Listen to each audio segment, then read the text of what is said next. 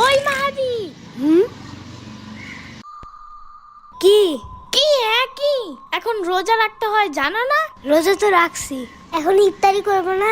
এখন ইফতারি তো দুপুর 1টা বাজে। এই না না, ইফতারি করতে হয় সবার 8টা বাজে।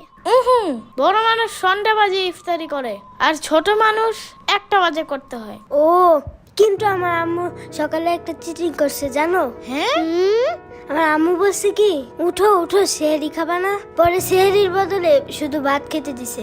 এই কারণে ওইটাই তো সে আরি সিহারি। সত্যি? হ্যাঁ হ্যাঁ, ওইটাই তো বললাম আমি। আইতে কলা দিয়ে মাছ খাইছি, অনেক মজা। কিন্তু ইফতারি তো আলাদাই, তো ভাত সেহরি হয় কেমনে? এমনে অমনে হেমনে। মেন কথা হইলো তুমি রোজা রাখতেছো না, বুঝছো? ঠিক মতন না রোজা রাখলে অনেক সমস্যা আছে। আমাদের ওই বাসার ওই পিচ্চি রোজা না রেখে মিষ্টি খেয়ে ফেলছিল, পরে ওর পেট খারাপ হয়ে গেছে, পরে ওর খালি মাথা চুলকাইতো অনেক। আমার সাম্বার তো ঠিকঠাক মতন রোজা রাখে, তাও ওর পেট খারাপ হয়, সারাদিন খালি মাথা চুলকায়। তার মানে সাম্বার বাচ্চা রোজা রাখে না ঠিক মতো? লোকে তাইলে সবকিছু তাইলে ওই খায়। আমার কেকও খাইছিল, আর দোষ দিছে নিশিভূতের। সাম্বারে দেখলে কেমন জানি মনে হয় কি রোজা রাখে নাই। ওরে দেখলেই মনে হয় মাত্রই খাইছে কি জানি। বাট মাহাদি, হ্যাঁ তুমি কিন্তু ঠিকঠাক রোজা রাখতেছ না, বুঝছো?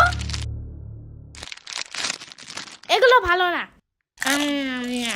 কারণ আমার আম্মু বলছে ঠিক মতন রোজা রেখে দুপুর 1টায় যদি ইফতারি না করে তাহলে নিশিভূত আইসা পড়ে।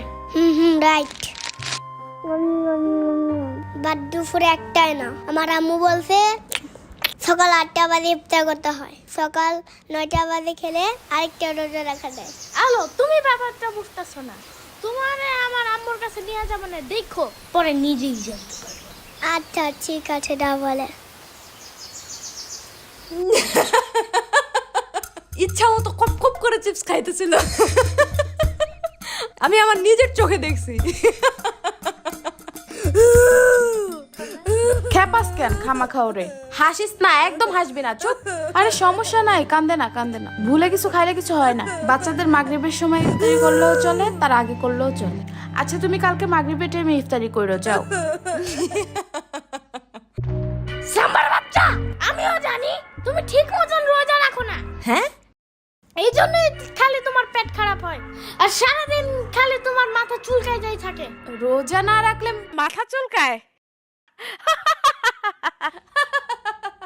বিশ্বাস না হইলে আলুরে জিজ্ঞাসা কইরো।